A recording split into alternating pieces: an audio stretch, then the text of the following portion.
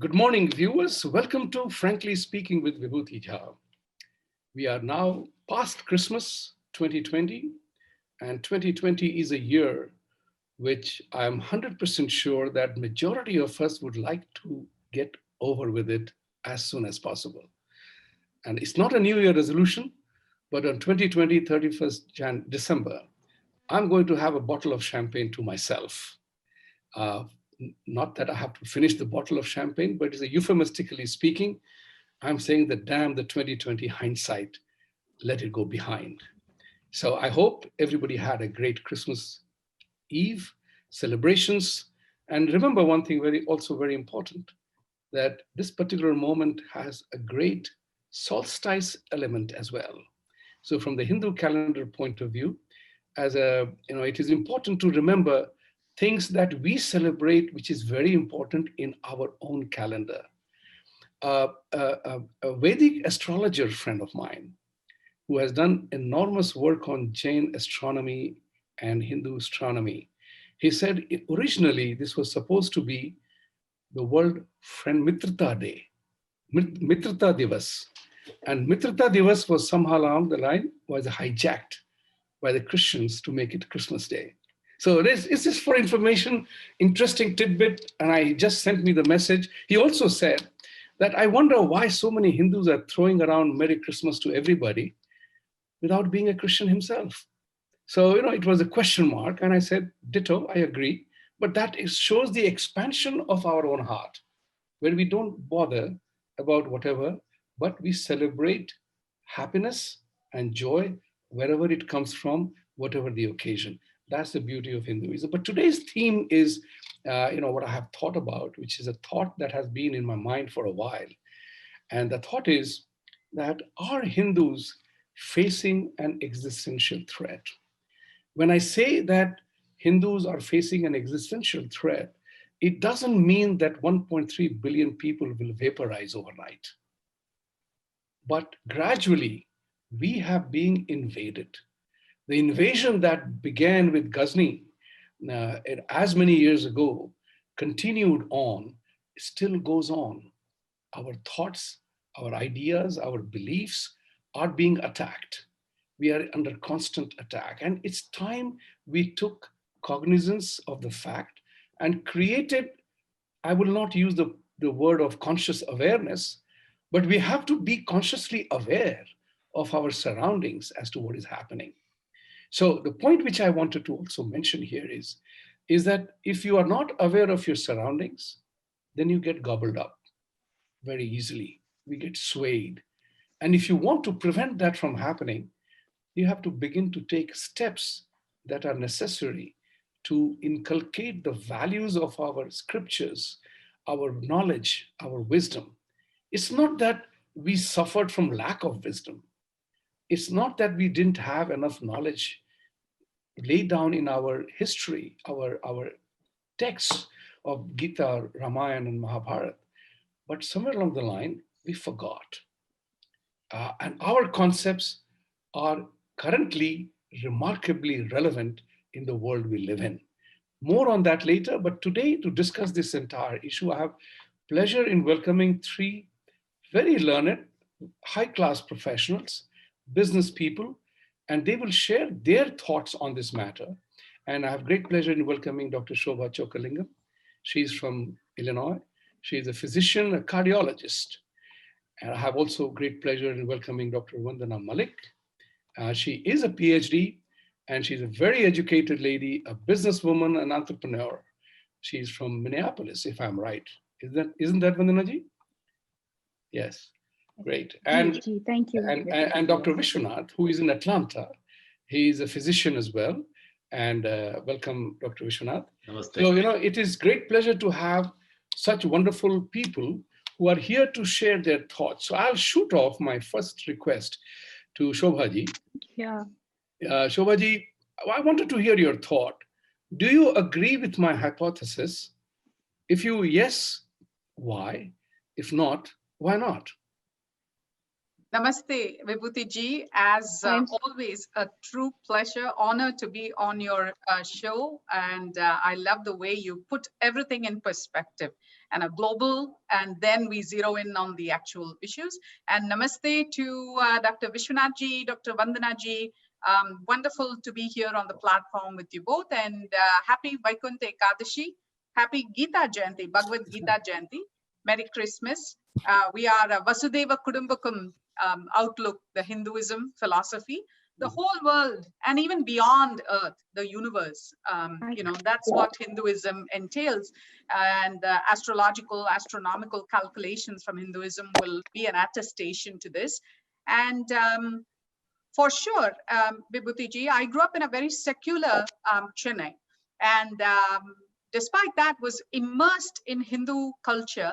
And I was exposed to all the religions. We celebrate, the food after. I love the cakes of Christmas festival, and then the best plum cakes in Chennai were around Christmas. So we celebrated Christmas with the same zeal that we celebrate with sweets, homemade sweets distributed to friends and family for Diwali, and enjoyed the biryanis made by our lovely Muslim friends, vegetarian. I mean, it's wonderful. Now, I would love for it to be a two-way street.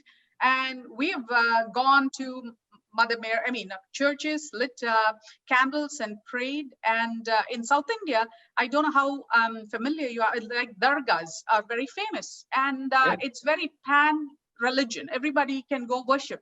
And I love that world. Trust me, that is the beauty of growing up in a potpourri. Wonderful. However, now, in the last 15 years to 20 years, I've been made more aware of how the Hindus are losing voice. And I want to remind everybody, India is the birthplace of Hinduism. Just like, Jerusalem is, just like Mecca is, just like the Vatican City is. That is how sacred India is for Hinduism. And we have to protect it. And right now, I am hearing things of where I'm worried, I'm scared if Hinduism and India will remain so even 50 years from now. And Hindus, because we are a mellow clan, I have the great fortune of being exposed to all religions in America, and I love that. This is wonderful. We take the best from everybody. But I also feel Hindus, because of our mellow character, we don't speak up. So what you're saying boils down to that. If we are not at the table, we end up in the menu. And I see that happening because I want to give the example. Recently, President-elect Joe Biden's team had an all-faith meeting, and I did not see any Hindu organization invited to that. And I was very deeply hurt by that. It should not be based on whether funds were received, how much funds were received. No, it is an all-faith meeting, and there are, after all, 3 to 4 million Hindu Americans, but there was no representative organization. So I feel there is, and Hindus are being kind of decimated in their voice, and the quality is being kind of cut off, and next will definitely follow the quantity. So I do feel, I do know that there is an existential threat, and we need to speak up. Now, when Hindus are speaking up, we are kind of termed being too aggressive. And that is not so, because we have a need to speak up. Thank you. And I definitely hear your thoughts. Very, very true is that we are not speaking up. We are not standing up for our own self. And one of the things that happens because of that is either we know or we don't know anything. So we are so submerged in our own knowledge that we think it is a karmic thing going on. We forget the thing that karmic thing also means standing up. That's very important for whenever adharma is attacking us, dharmic people will have to rise. Now, I will come to Dr. Vishwanathji. From this, you are from Kerala. And it's a personal journey for me in Kerala. Because I have been to Kerala a couple of times. I have very good Malayali friends. There is no appam I have not had in Kerala. So, the delicacy of Kerala is appams. And trust me, I really mean it. I have had all kinds of appams in Kerala. My journey in Kerala was in 1977, the first one. But I'm referring to a journey that I made a few years ago. And I was staying at Kovalam Taj Resort with my wife. And, we had a car to us. We had hired a car to take us along. And the driver, the gentleman who was driving us, his name was Vinod. He thought because of my beard, which was a little more salt and pepper, he thought I was a Muslim. He was very cautious in his conversation with him until I asked him that, hey, tell me one thing, because I like to talk with the drivers, people who fetch you, take you around. You learn a lot from them because they are on the ground. And I asked him that why are Hindus so marginalized in this state? And he made a very interesting statement after making sure that I was a Hindu. I told him my name is Vibhuti.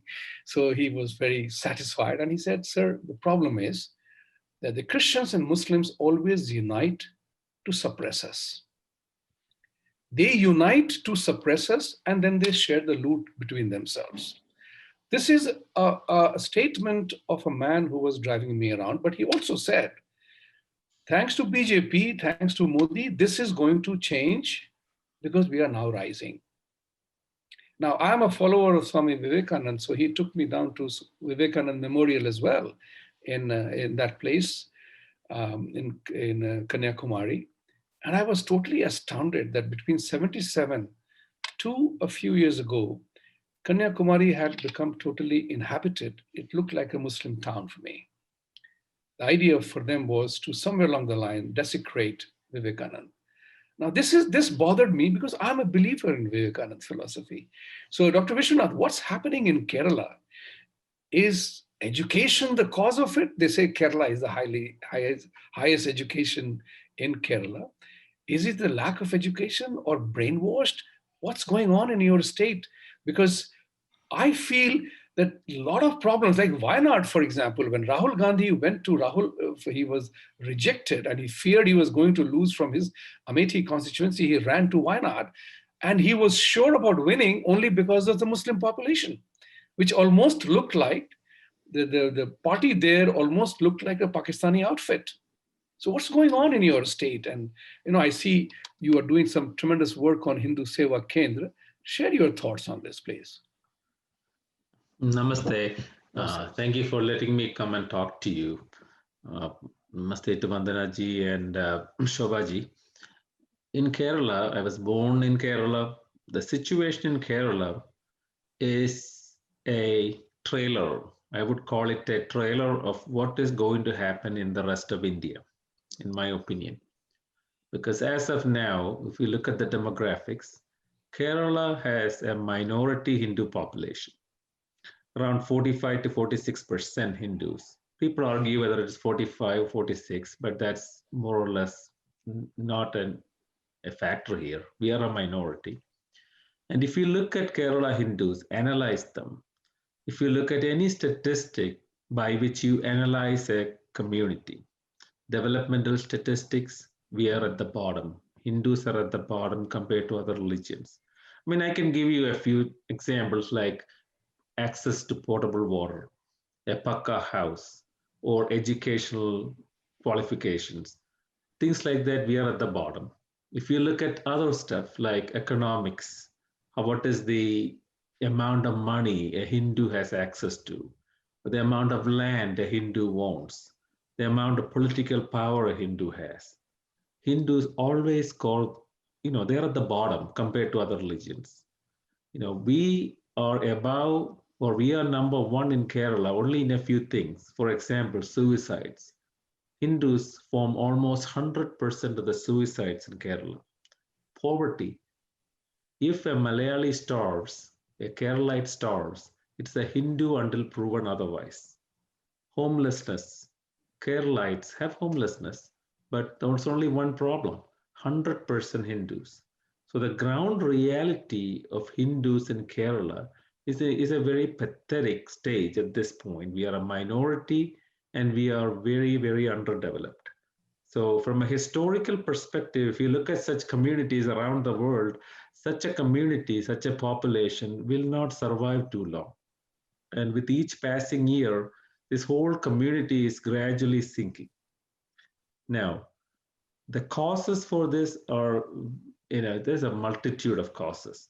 There's not a single one cause, but there are some major issues. And the major issue I would like to highlight is the fact that Hindus in Kerala do not have what's called a social support structure. Other religions have that. See, if a Hindu, an average poor Hindu in Kerala, has a major life and death problem, a life changing problem, he or she has nowhere to go to. There is no place he can go to or she can go to. It can be any problem. It can be starvation. It can be a missing daughter, or it can be a loss of a job, or it can even be a death, where a lot of Hindus do not have money to afford a funeral or a simple cremation. They don't have the money. So Hindus do not have such a social support structure, while other religions do. They have done a beautiful job of setting up a social support structure. They can run to a building, people will come together, they'll put their heads together, and they'll come up with a solution to this individual problem. And they do it locally and very promptly. Dr. And Vishwanath, I'll ask you for information, not ask you for intimidation. But one of the questions which comes to my mind is, you said that other religions have very beautiful plans for social structure for their people. Where did Hindus miss out on? Was it, I mean, if there is a poverty amongst Hindus, if you say that suicides are the highest amongst Hindus, homelessness is highest amongst Hindus, how did that situation come to be? Was it the manipulation of the political leadership? Because, Sabrimala is there. There are a whole lot of, religious institutions are there. Hindus were there. There's so many people. I fail to, I'm at a loss of words to understand that how did we end up being in the description that you are talking about? yeah, the answer to that is it's a long-term process. It didn't start yesterday. Right. The decline of Hinduism in Kerala started many years ago. Again, I go back to what I said. Our problem is the lack of a ground level, grassroots support structure to keep Hindus prosperous, to help them in need. Without that support structure, Hindus are gradually deteriorating because there is no fertilizer at the root. So if you think about it as a tree, and if you don't have water and fertilizer at the root level, the tree gradually withers away. This is exactly what's happening to the Hindu community in Kerala. We do not have ground level support for average Hindus. Thank you very much. I mean, I would come back to you, keep your thought on this. This is very important. It looks like we are not organized well. So if whatever the Christians and the Muslims have done to organize at the grassroots level, I say kudos to them. They organized themselves. What prevented us from organizing to be what we are? That's a support that I would like to hear from you in the moment I have a little inquiry with Vandana ji. So Vandana ji, welcome back to our program. And I wanted to check with you. You're from Varanasi, if my memory is correct, right? Now, I remember something very important, that when in 2014, when Prime Minister Modi chose to make Varanasi his constituency, Arvind Kejriwal, the gadfly of Indian politics, was he also filed his nomination from that place. And his cause, or his belief that he could append Mr. Modi in Varanasi, was based on one simple fact. And that fact was the significant number of Muslim population in Varanasi. I have some very good friends from Varanasi, and they say कि विभूति जी, यहाँ वाराणसी का जो situation है, वहाँ की शक्ति बहुत अजब है. वो हिंदुओं का पीठ is not because of some cosmic reasons, but it's a very powerful combination of factors that makes Varanasi what it is. And he's a very young man, very knowledgeable, and he keeps going back to Varanasi from time to time to ensure that that equation is not destroyed by migration of population who want to shake Hindus from Varanasi, just as they destroyed Kashmir, Saraswati Dham. Think about it. Is it a planned thing? And what's happening in Varanasi? And I'm very delighted that Prime Minister Modi won with handsome majority, and he has won in 2019 as well. So I think in my mind, Prime Minister was aware of this entire confluence of evil forces to destroy Hinduism in Varanasi. And I think Prime Minister realized he won't let Kashmir happen in Varanasi.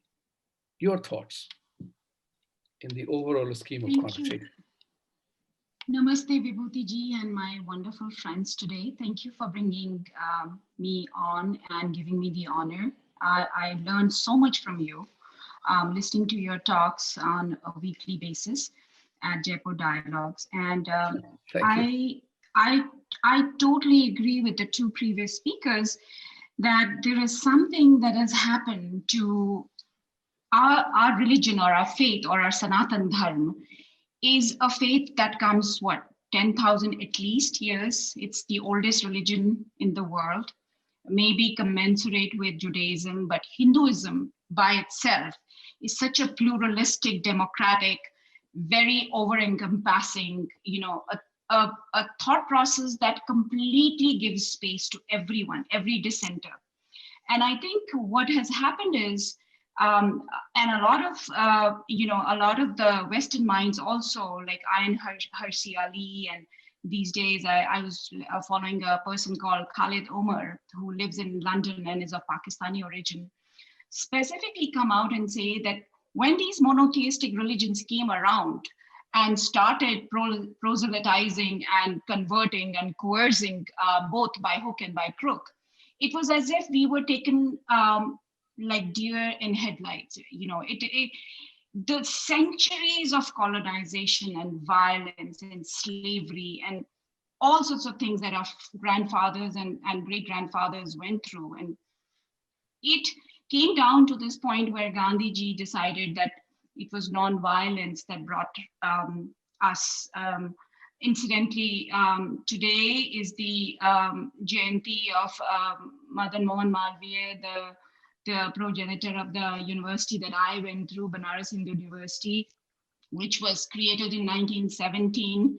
And this thought process was that non-violence, and because we are a superior thought process, that we did not believe in sort of creating harm or creating chaos or creating violence.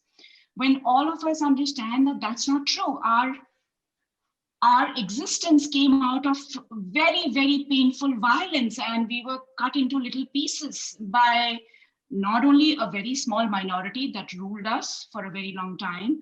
Nobody asked the majority religion what they wanted. The colonizing rulers and a few very badly intentioned, leadership, I don't want to take names, they created several countries out of that one landmass.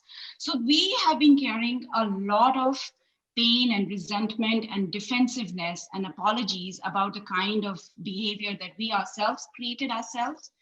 And so I think Banaras being the seat of Hinduism, people are very aware that, we carry the flag of Hinduism, and we had to sort of deal with a lot of inordinate amount of violence and both at a psychological level, at a physical level, and at a very political level that we had to deal with.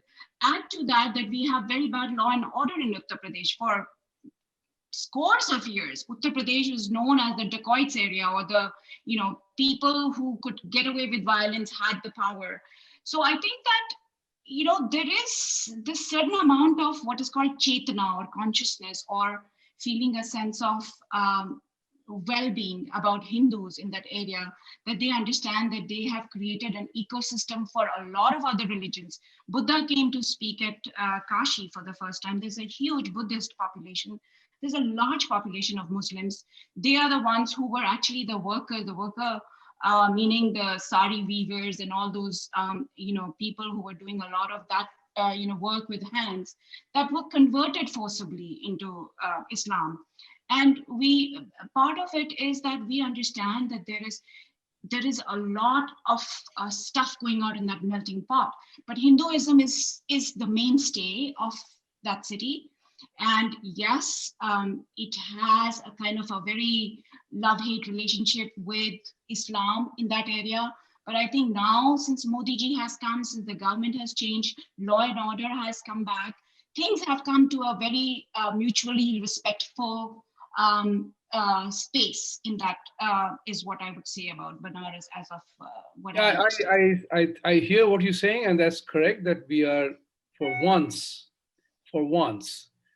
under Mr. Modi and Yogi Adityanath and a couple of others, there is a rise of a new assertive Hindu. Yes. And yes. that's the reason. And that's the reason why people have begun to brand us as right-wingers. Yes. This community that that remained silent for as many years. Right.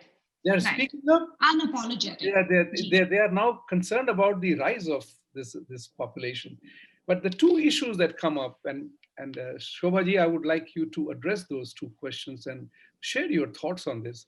Two contemporary issues, which is, which I notice is that India is under attack on very flimsy issues. We are the country, the faith, the religion, the spirituality of our life, where Shiva, Parvati were perhaps the original examples of gender equality.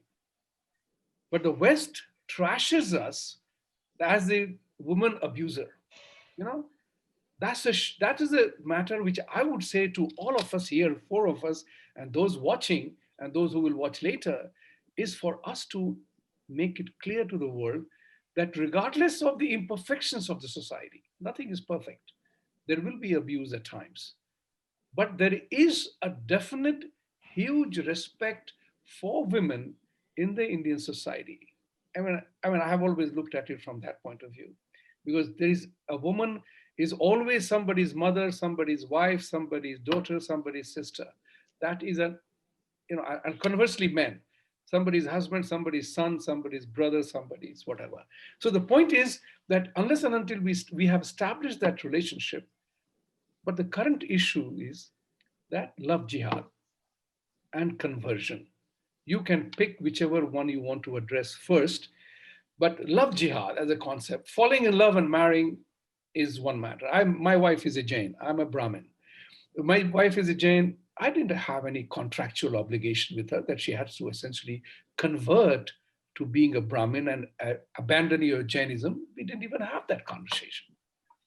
Why must Hindu girls, if they marry a Muslim out of love, convert, but the Muslim girls are not allowed to marry a Hindu? On the contrary, if the Muslim girl marries a Hindu man, the man is beaten to convert to Islam. That's why it is called a love jihad, where there is something becomes applied wrongfully.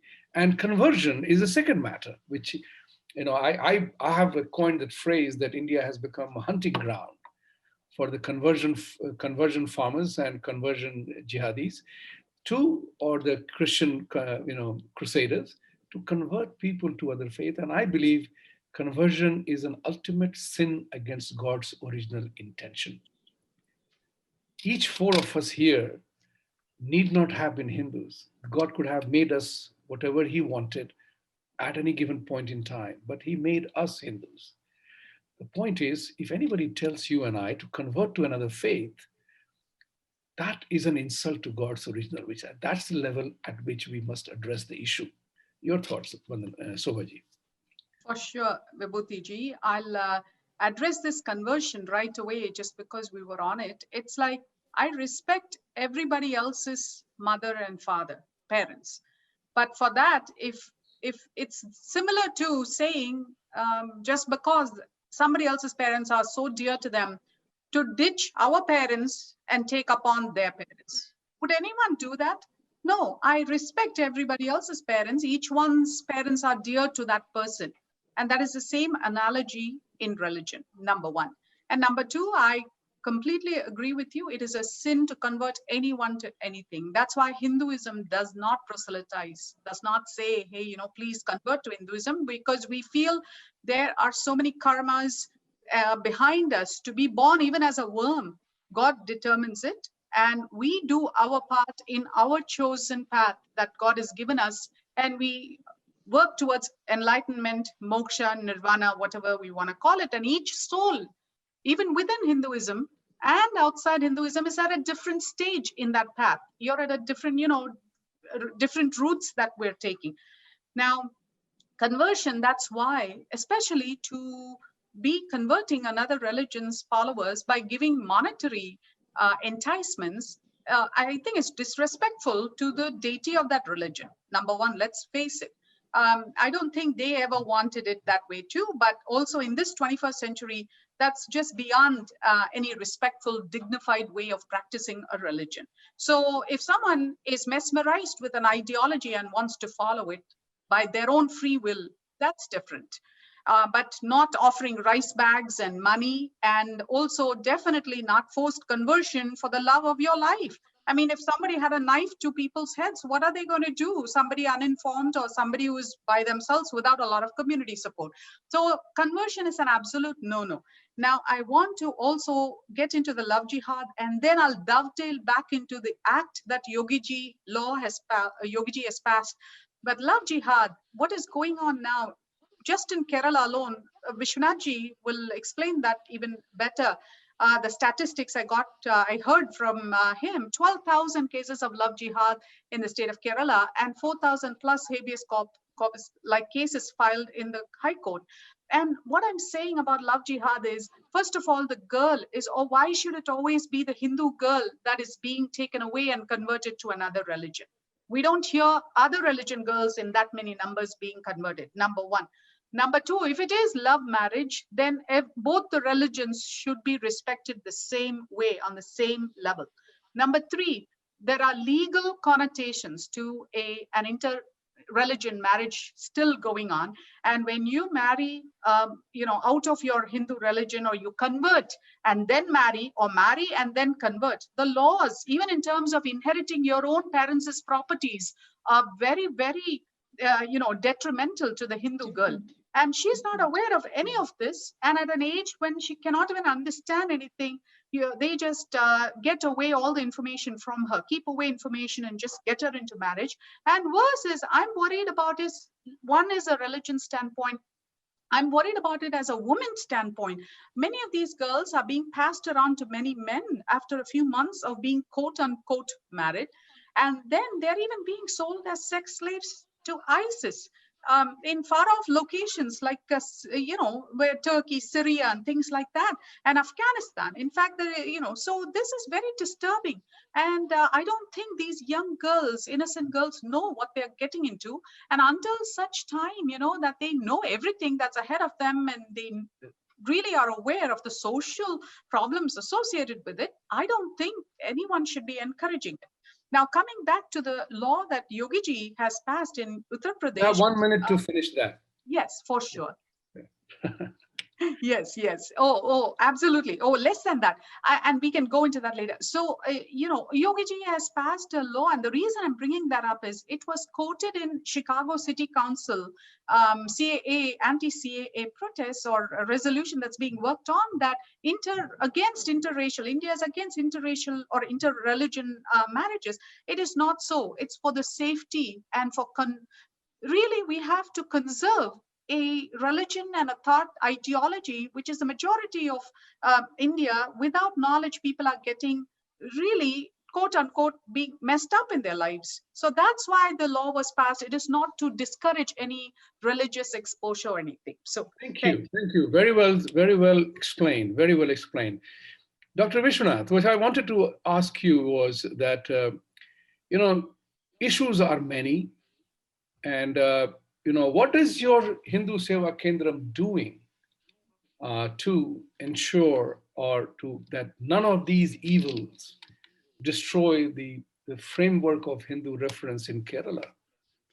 Particularly, all these love jihad and all these kind of conversions are rampant, including Kerala is a classic example of the liberals, Islamists, conversion specialists, every kind of a group of people, they are operating on one single agenda: destroy Hinduism. They have one common agenda. They have found that common ground.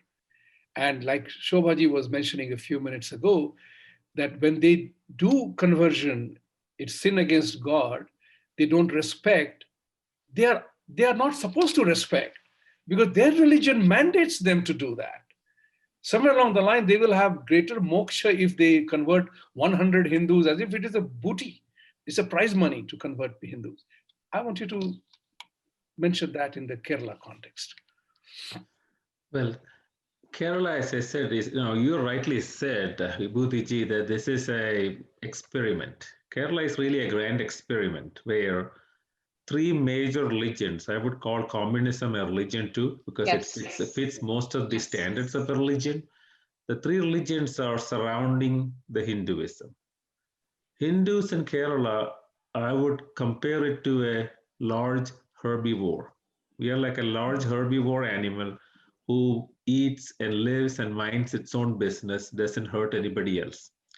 And this herbivore is surrounded by three carnivores. And they are simply biting off pieces of this herbivore's flesh at will. They're simply biting off chunks. So this is the global picture of Kerala if you look at it.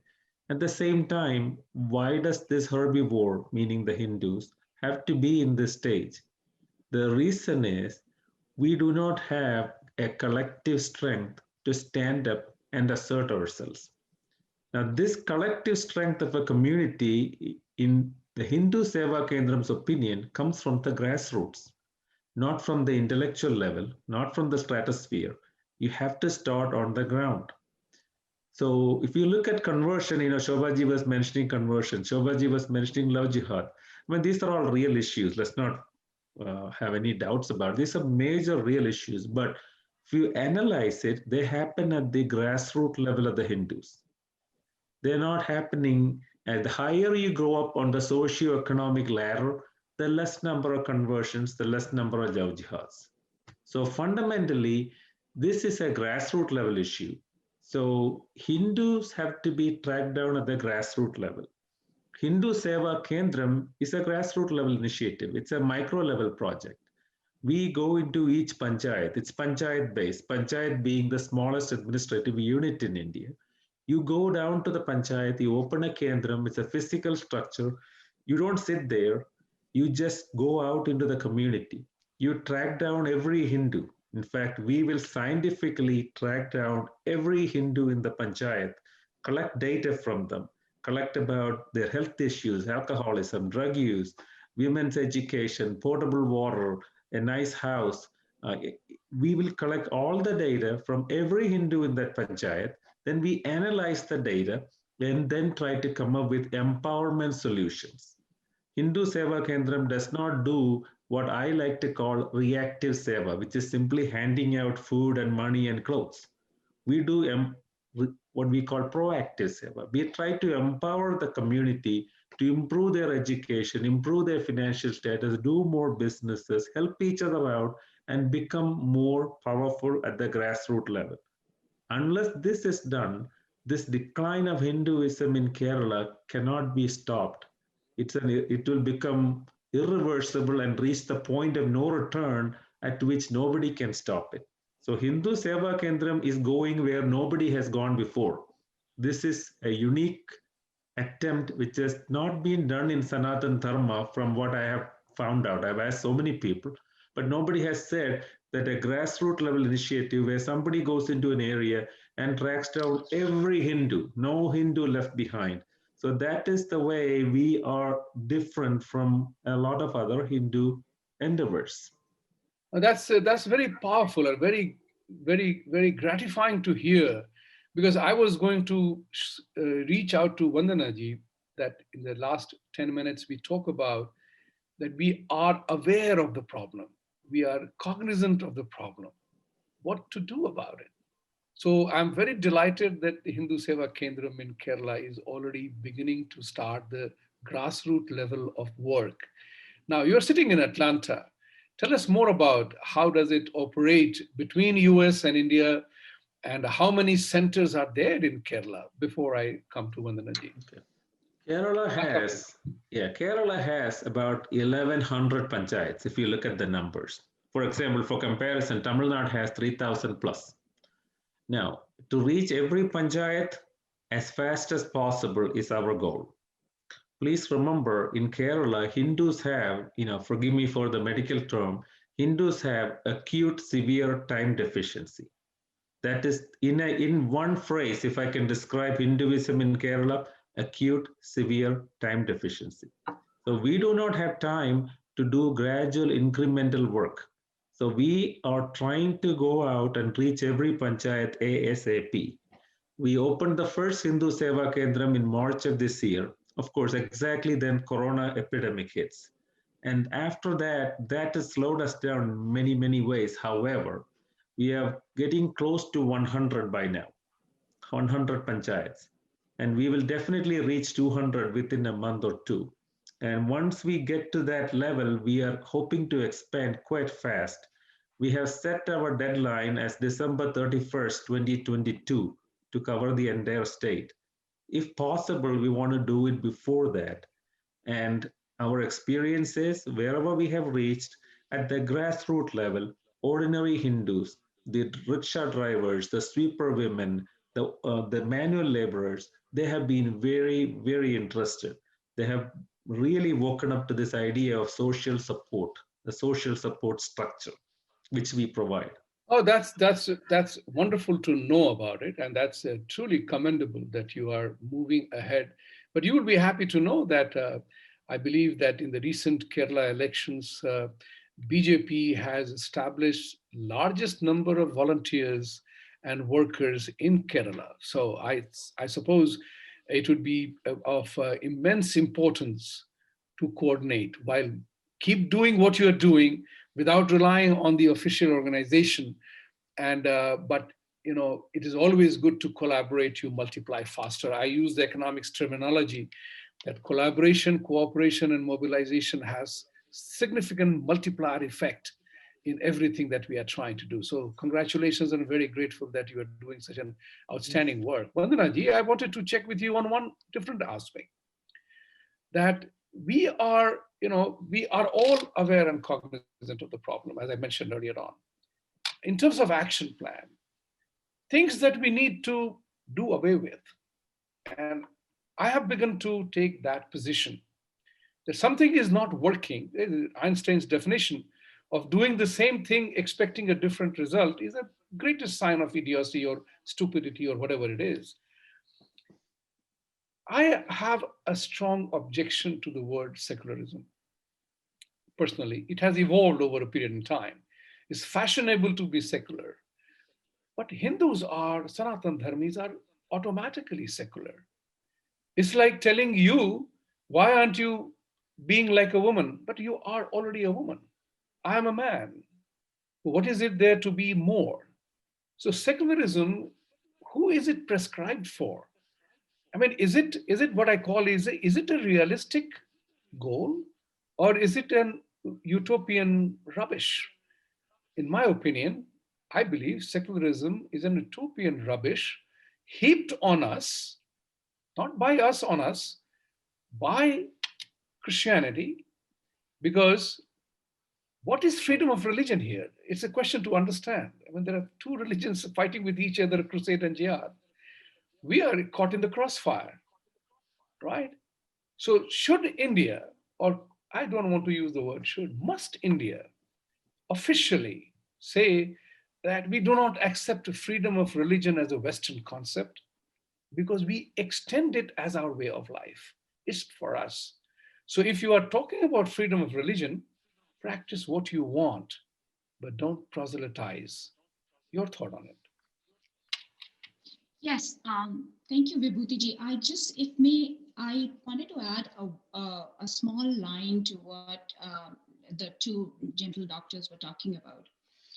Kerala, it seems we have had, and that goes for all extremities of India. Now we have to remember that India is a Hindu country in the sense that Hindus never really migrated anywhere out. So it is the only religion that stayed within its place of origin, whereas other religions have mostly Christians living mostly in America, Islam living mostly in Asia. We are a country and a people. The idea of Hindustan in India is Hindu. And I think from offset, if you see the extremities are being chopped off, whether it is the northeast of India or Kerala or Punjab or Kashmir, we have been sort of being put into a corner in a defensive mode. So I just wanted to bring that out, that we have a trifecta of, outside imposition in Kerala, meaning Islamic and Christian and communism, but also the corrupt practices of our, like you mentioned, BJP getting power there now, corrupt leadership in Hindus itself. We need to really call them out. And I think now, as an educated, large number of educated professionals are becoming less unapologetic about being Hindu and also being modern and also being educated. I totally agree with you that we don't have to cater to a Western gaze, a Western definition of secularism, because we already inherently, our faith, our thought process is a pluralistic thought process. It is, and that this is why a lot of thought leaders talk about monotheistic religions are the ones that are by definition not peaceful. Therefore, they have to bring an external effect of secularism where people have to tell, hey, wait, you cannot just keep doing this to other people. Therefore, the word separation of state and religion, because by nature, by definition, monotheistic religion are not peaceful or not secular, or have this feeling that you have to harvest souls or harvest bodies to make them more elevated. Like Shobaji said, that our cosmology already talks about the evolution and the sense of individual karma, that we are related to the kind of things that we've given to this world. We don't talk about the kind of things that have been appropriated from us. The theory of yogic meditation, the theory of karmic retribution, the pundits, the whole idea the caste system is put on us from outside is very it's very surprising to me, because inherently caste system is part of the Abrahamic religions. They are not part of, it is not part of our Indic religions. So that, and I think I also wanted to say that we now, as we are waking up and becoming more reflective and deliberative and conversing more with the Western world and standing up to the Western judgment, we have Western thought leaders who came through the last, I think maybe 3-4 centuries, people like Max Muller, and even recently Gloria Steinem, the feminist. She talks about living for 3 years in India, going through a spiritual renaissance. And she talks about how India is fabulous in addition, but very bad at subtraction. That she is a great lover of India. Recently Mark Zuckerberg and all these other known personalities, many saints and thought leaders like Deepak Chopra and Vandana ji, I will interrupt you here. I mean, you are raising a very significant point here about other people coming and studying Hinduism, adopting it, and then dumping us. That's what I Yes. And the fact, and I just wanted to say that we need to stand up to our own gaze and not just the Western gaze, and say that we are actually more in tune with human rights, and exactly, more in tune with exactly my thought, that if we don't define ourselves, others define us. So Shobaji, for example, the denying women equal rights was a British act. British put together an act, a law that prevented Hindu women from becoming equal sharing in parental property. It was not the Hindu concept. There was some kind of a justice was done in terms of sharing ancestral properties, but the act demolished us. What I'm trying to say here is that it's time for us to stand up. Are we Hindus in a denial? We see the evil happening and we say, somebody will do it. Why me? So what must happen in your thought as we are coming to a close of the program? I know as every wonderful conversation has to come to a close at some point. And so share your thoughts on this. In your opinion, if you were asked to give your top 2 things that you will recommend to set the heart right of religious practices, what would be? What would be? Thank you. That was a very tongue-in-cheek referral. I practice taking care of the heart for patients, and I can definitely vouch everybody's blood is red and the heart's anatomy is the same, regardless of which part of the world we come from. And jokes apart, now I want to, thanks for that opportunity for some finishing points. First of all, Hindus should get empowered and feel they have to improve the self-respect. We are taught to be polite, but you have to be assertive enough, knowing the environment we are now living in. More now, 5% speak up, and even then we are branded as Hindutva. Hindutva is nothing but the process of being a Hindu, just as a good Christian, good Muslim, being a good Hindu and espousing the characters of Hinduism is Hindutva. And we should not allow that attack on our name of Hindutva, number one. Number two, I do want to make sure I mention it here about the women. Women are accorded the highest level in Hinduism. God Shiva, half of his, the left half of it, the kinder half of it, gives Vama Bhagam to the goddess Parvati. And, you know, it's equal rights, mother and father in a family unit. At home, they sit together and decide what is best for the children and the family. So Hinduism has a part called Shaktam, called Shakti worship, where the female, feminine goddess is the highest level. And we have the Lalita Sahasranam and other things which expound how wonderful the powers of the feminine energy are. So any other religion telling us that we are not giving equal rights to women, just they don't know what they're talking about. We need to increase the awareness, first of all, and increase our engagement with the other world in a very positive, assertive way, in a very professional way. I think that is needed in every continent, in every part of the world, the micro level, macro level that we are living in. I also want Hindus to feel proud for what they are. I mean, right in Corona's time, doing namaste is better than a shake hand. Blowing a candle on a birthday cake, which afterwards will be cut and served to everybody with your saliva on the cake.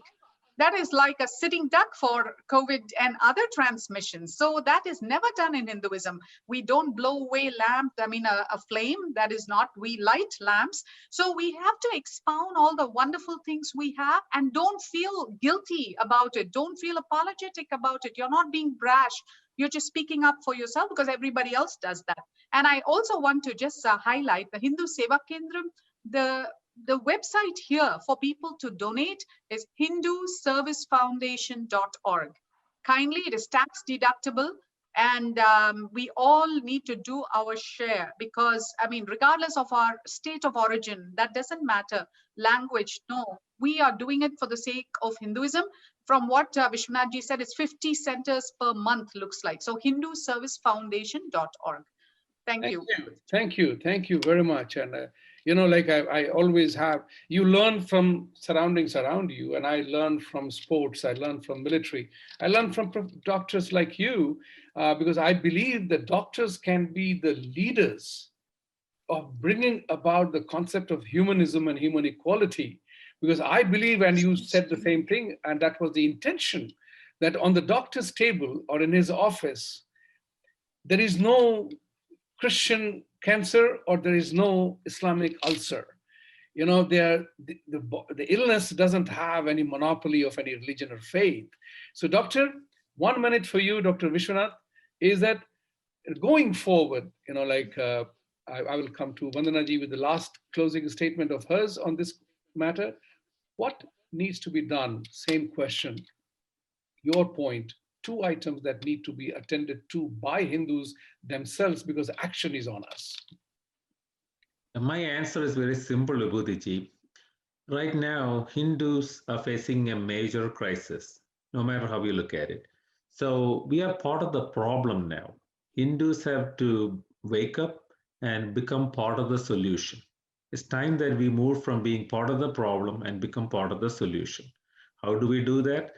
By going to the grassroots, by helping each other, helping your neighbors, your friends, your family who are in trouble, and supporting any grassroots level Hindu initiatives on the ground, including ours. Hindu Seva Kendram is in Kerala. We're just starting into Tamil Nadu, and of course, we want to expand into other states.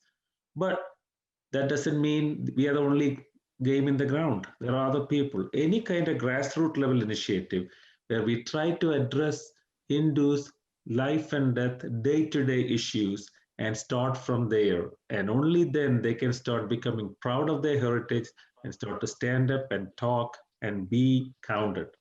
So that is my message, Thank that you. we should Thank you. stand up and Excellent run. message. Vandanaji, I'll come to you with my last thought. And my thought is something like this.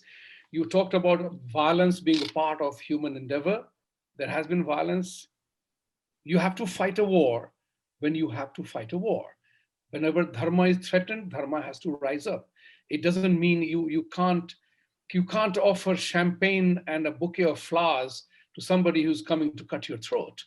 He's not going to survive that. So whether you are a vegan, vegetarian, or ahimsa ke param pujari, as the saying goes, if somebody attacks your family, you will have to rise up. Father, mother, or whoever can rise up in the family. But if you're not in a state of readiness, you can't fight. So you have to be forever ready, understanding the enemy. So are we Hindus ready to fight? That's the point which I'm trying to say. That's what is important. If I don't know how to use the gun, if I'm attacked, I will not be able to. If I don't know judo and karate, I can't have into a martial arts competition. If I don't know how to use the sword, I'll be cut. That's what happens when we are invaded.